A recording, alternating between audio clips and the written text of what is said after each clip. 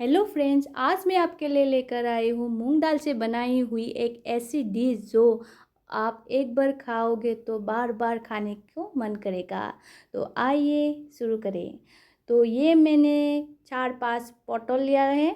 ये देखिए, इसका अभी मैंने छिलका इसे थोड़ा थोड़ा करके निकाल लिया है। ऐसे करने से क्या होता है, जो वो मस्टर्ड ऑयल हम देंगे यहाँ पर तो वो एब्जॉर्ब करने को आसानी होगी और जो मसाला है वो भी इधर अच्छी तरह से एब्जॉर्ब होगा। तो ऐसे मैंने इसको निकाल लिया था और अभी काट भी लिया है थोड़ा थोड़ा करके। ये देखिए, ये मेरा हो गया है। तो अभी मैंने ये मूंग दाल लिया है।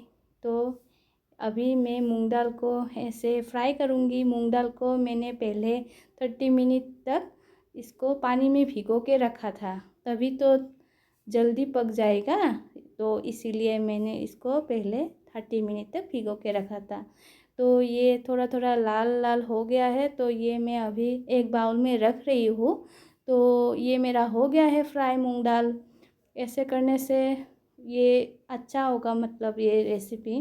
तो इस कढ़ाई में फिर से मैंने तेल डाला है। यहाँ पर मैंने ये जो पटल था उसको अभी फ्राई कर रही हूँ नमक हल्दी दे के। तो ये मेरा फ्राई हो रहा है।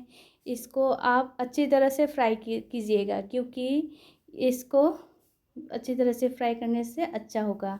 तो यहाँ पर ये होने तक ये मैं ओनियन भी इसको काट रही हूँ। मैंने 2 ओनियन लिया है और ये मेरा हो गया है फ्राई पटल। तो यहाँ पर मैं जीरा दिया हूँ, चिली दिया हूँ सार, और ये मैंने 2 प्याज जो काटा था वो भी फ्राई कर रही हूँ अभी।